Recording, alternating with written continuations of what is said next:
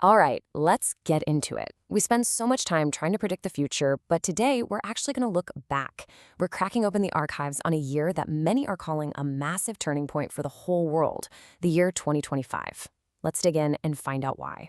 This quote really nails it, doesn't it? 2025 wasn't just another spin around the sun. Nope. The sources we're looking at frame it as the year the old rules just completely shattered, forcing a huge global pivot on pretty much everything: trade, climate, war, peace, you name it. So, to really get our heads around this wild year, we're going to break it down into three big themes. First, we'll dive into the political and economic fragmentation that was tearing the old world order apart. Then, we'll look at the sheer fury of a planet that was pushing back hard. And finally, we'll explore the fragile, tiny bits of hope that were being forged right in the middle of all that chaos. Okay, let's start with Act 1, the Great Fragmentation. The year kicked off with a bunch of political earthquakes that sent shockwaves through the entire global system. It started with a huge bang. In April, the newly returned Trump administration basically declared a Liberation Day, kicking off a trade war on a scale we had never seen before. I mean, we are talking about tariffs hitting a staggering 125% on some goods from China. This wasn't just a tough negotiation tactic, this was a complete upending of how global trade worked. And here's what's so wild: the historical context. This new policy pushed the average U.S. tariff rate all the way up to 15.8%. That's a level we hadn't seen in over 80 years, not since the peak of World War II back in 1943. And it wasn't just about China either. This so-called universal tariff also smacked allies in Europe and North America, hitting everything from timber to copper. And this is where it gets real for everybody. This wasn't just some abstract policy for economists to argue about. The estimated cost of these tariffs was an extra $1,100 for the average American family. That's a direct hit to your wallet, to the cost of living. At the exact same time, the whole world was in political flux. 2025 saw this super cycle of elections happening all over the globe. You had Canada, where Mark Carney became prime minister, and then these crucial votes in Australia, Japan, and Norway. Even Chile's election was being watched as a major indicator for South America. Every single one of these results just added another layer of uncertainty to a world that was already changing at lightning speed. And now for Act 2, Nature's Fury. Because while we humans were so busy building up political walls, the natural world just unleashed a series of catastrophes that, completely ignored our borders. It made 2025 one of the most expensive years for disasters ever recorded.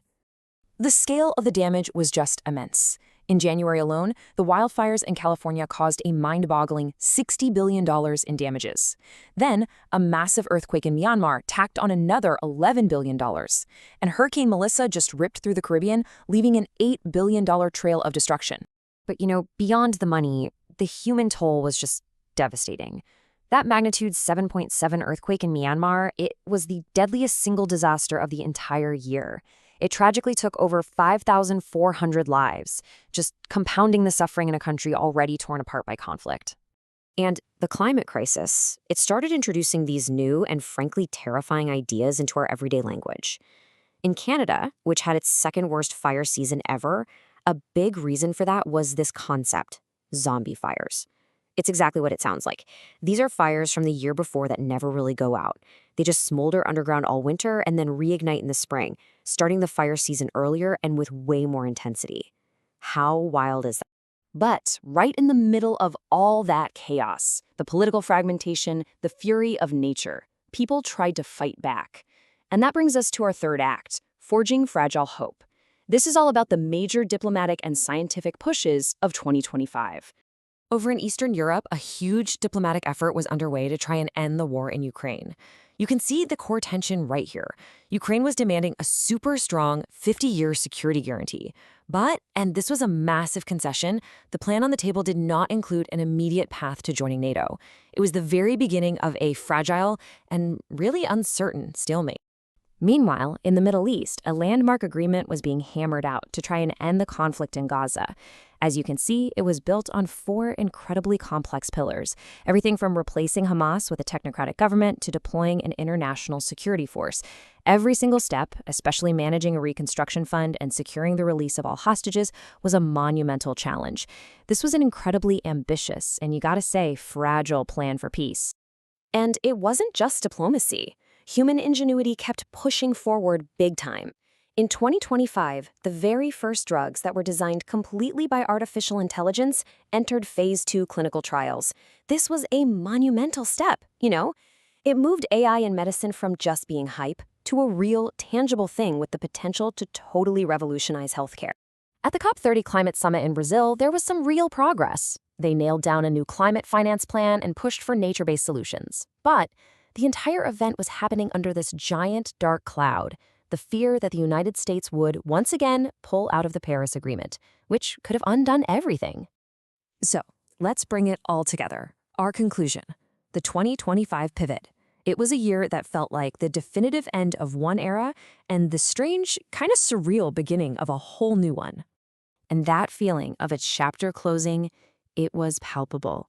The world said goodbye to giants who basically defined the 20th century. From the spiritual leadership of Pope Francis to Hollywood royalty like Robert Redford and Gene Hackman to the iconic sounds of Ozzy Osbourne and Brian Wilson. Across all of culture, it really, truly felt like a changing of the guard. And in the middle of all that grief and heavy news, culture got really weird. The year's biggest pop culture craze was for these Labubu toys. They were everywhere. Cultural observers were calling it a symbol of comfort consumerism, a strange, escapist reaction to a year filled with so much turmoil.